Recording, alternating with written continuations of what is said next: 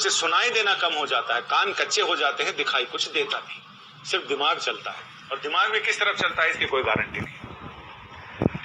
अगर बात करें सिर्फ यूपी नहीं, राजस्थान में भी यही हो रहा है। दोनों जगह अलग अलग पार्टियों की सरकारें हैं, लेकिन फितरत एक जैसी है। दिखाई कुछ नहीं देता, सुनाई कुछ नहीं पड़ता, कान के कच्चे हो रहे हैं। राजस्थान में एलडीसी भर्ती को लेकर वहां के छात्रों में उबाल है। जनरल क्लास के उनका कहना है कि जनरल क्लास को जितनी सीटें मिलनी चाहिए उसमें कटौती कर दी अशोक गहलोत सरकार ने। मामला हाईकोर्ट में गया, हाईकोर्ट में आज बोर्ड की तरफ से कोई भी पेश नहीं हुआ, तारीख आगे खिसक गई, अब मामले की सुनवाई कल हो। एक दो दिनों में आपकी भी 69,000 शिक्षक भर्ती मामले में भी हाईकोर्ट में सुनवाई होनी है सिंगल बेंच के सामने। इधर मामला सुप्रीम कोर्ट में भी चल रहा है। 6 जुलाई तक सरकार को इस मामले में जवाब देना है। चार्ट बनाकर सरकार को यह बताना है कि आखिर शिक्षा मित्रों में से कितने लोगों का चयन इस परीक्षा में हुआ है, शिक्षा मित्रों की क्या हालत है, कितने शिक्षा मित्र हैं, कब कब परीक्षा हुई, कहां कब कब कितने परीक्षार्थी बैठे, कितने पास हुए, कितनों की क्या डिग्री आई। कल हमने बात की थी इस पर कि बहुत सारे लोग ऐसे शिलाजीत की पैदाइश हैं, उन्होंने ऐसी कुंजी घोल के पी ली है कि 150 में 142, 141, 136, 135, 137 ऐसे नंबर लाए जा रहे हैं। 1 महीने 1.5 महीने पहले एग्जाम हुआ, उसमें उनके किसी में 60, किसी में 70 नंबर हैं। 1-1.5 महीने में ही 14 विषयों की परीक्षा की तैयारी करके इन्होंने ऐसा शिलाजीत खाया, ऐसी कुंजिका घोलकर पी ली कि उनके 142, 145 ये खास परिवार के लोगों के नंबर आ रहे हैं। आज हम बात कर रहे हैं आपसे इस पर कि साहब कुछ लोगों की समस्या ये है, सरकार सुने तो ज्यादा बढ़िया है। जो अभ्यर्थी हैं वो तो देख ही रहे होंगे, वो सुन रहे होंगे, लेकिन सरकार को सुनाना चाहते हैं। ये ऐसी कथा है जो कथा सुनने वाले नहीं बल्कि उनको सुना रहे जिनकी ये कथा है। आपकी तो व्यथा है, आपकी व्यथा हम उनको सुनाना चाहते हैं। कथा में तो सुनने वाले भक्त आते हैं, लेकिन हम चाहते हैं जो भगवान हैं, जो कुर्सियों पर बैठे हैं, सिंहासनों पर बैठे हैं, उनको सुनाई जाए। कुछ बच्चे ऐसे हैं, 1.5 साल पहले उन्होंने जिस मोबाइल से अपने फॉर्म भरे थे, जिस मोबाइल नंबर का जिक्र अपने फॉर्म में किया था, जिस पर उनके ओटीपी आते हैं, वो मोबाइल कंपनियां गायब हो चुकी हैं। वो सिम काम नहीं करते, लेकिन सरकारी अमला कहता है कि हम तो ओटीपी उसी पर भेजेंगे। बच्चों के होश उड़े हुए हैं।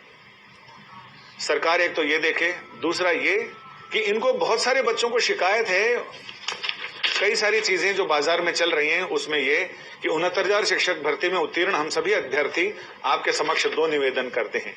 ये सरकार के पास निवेदन करें कि 69,000 शिक्षक भर्ती में हुए कथित धांधली और सहायक शिक्षक भर्ती के गुणांक के निर्धारण के संबंध में। मैं उनकी चिट्ठी पढ़ देता हूं।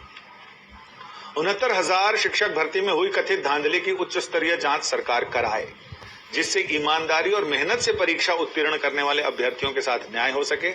69,000 शिक्षक भर्ती का गुणांक बनाने में एकेडमिक परसेंटेज को शामिल ना किया जाए। कारण सन 1990 से लेकर 2015 तक उत्तर प्रदेश बोर्ड सहित सभी शिक्षा बोर्ड और यूनिवर्सिटीज में सिलेबस में बहुत बदलाव आया है। इसी प्रकार अलग अलग बोर्ड और अलग अलग यूनिवर्सिटीज के सिलेबस भी अलग अलग होते हैं। उनके परीक्षा पैटर्न अलग होता है, नंबर देने का पैटर्न अलग होता है। सभी छात्र अलग अलग स्ट्रीम, कोई बीए, कोई बीएससी, तो कोई बीकॉम से पढ़ाई करते हैं, पेपर देते हैं।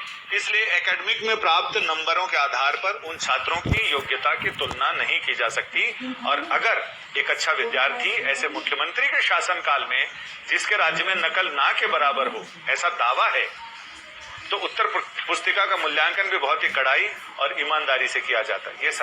ये दावा है कि हमारे शासनकाल में सारी चीजें, किसी को बख्शा नहीं जाएगा, भ्रष्टाचार 0 हो जाएगा, नो टॉलरेंस, जो भी करेगा उसका एनकाउंटर हो जाएगा।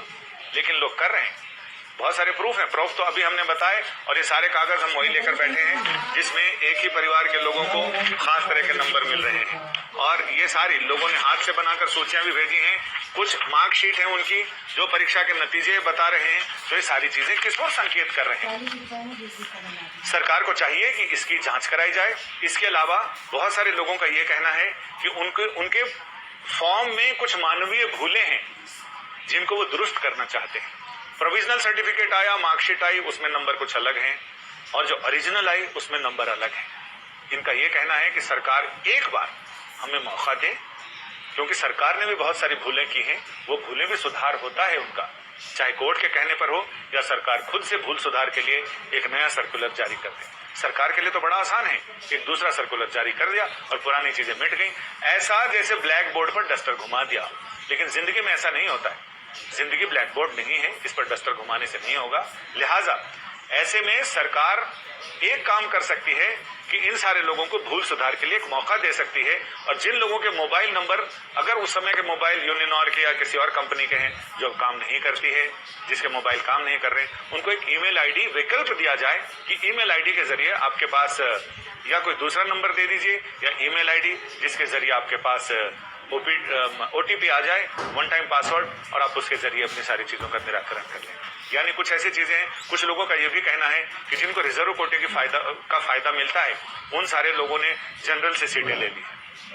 अब ये विवाद का विषय हो सकता है या कोर्ट इसमें व्यवस्था दे सकती है कि क्या प्रतिभाशाली रिजर्व कोटे का स्टूडेंट क्या जनरल से अपनी प्रतिभा के आधार पर जनरल की सीटों पर काबिज हो सकता है या उसे रिजर्व के कोटे से ही जाना चाहिए। एक विवाद का विषय, एक कानूनी बहस का, संवैधानिक बहस का विषय हो सकता है। लिहाजा इस पर सरकारें जो फैसला करें।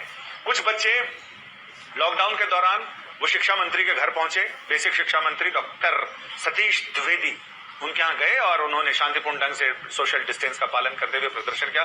मेरे पास वीडियो भी आए थे और वीडियो उन्होंने सोशल मीडिया पर भी शेयर किए। तो मंत्री जी ने ये कहा कि आपको बार बार इस तरह का नाटक करने की जरूरत नहीं है और आप लॉकडाउन में ये सब ना करें। सरकार को सब मालूम है कि कहाँ क्या हो रहा है, हम सारी चीजें दुरुस्त कर देंगे और हम सारी चीजें करेंगे।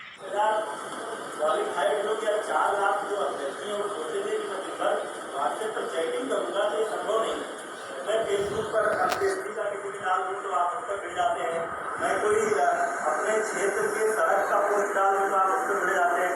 आपकी जितनी समस्याएं हैं वो तो सोशल मीडिया पर आप कहीं रहे हैं, ये सब बताइए। तो फिर लॉकडाउन में आकर के इस तरह का फिजिकल विज्ञापन देने की जरूरत नहीं है। आपकी सारी समस्याएं समाधान हमारे संज्ञान में है और आप इसे ध्यान रखिए और इन समस्याओं का समाधान करने का प्रयास करते हैं। कुछ में कानूनी कठिनाइयाँ हैं, जो आप लोग अभियान चला रहे हैं लगातार फेसबुक पर, व्हाट्सएप पर किसी को किसी समस्या का समाधान किसी को टारगेट करके नहीं होता, ये तरीका ठीक नहीं। सरकार को अगर ये मालूम है कि कहाँ क्या हो रहा तो ये भी मालूम होगा कि कौन से जिलाध्यक्ष के कहने पर क्वेश्चन लीक हुआ था, कौन से जिलाध्यक्ष और कौन से लोगों के दबाव में कुछ खास परिवारों को ज्यादा से ज्यादा नंबर मिले।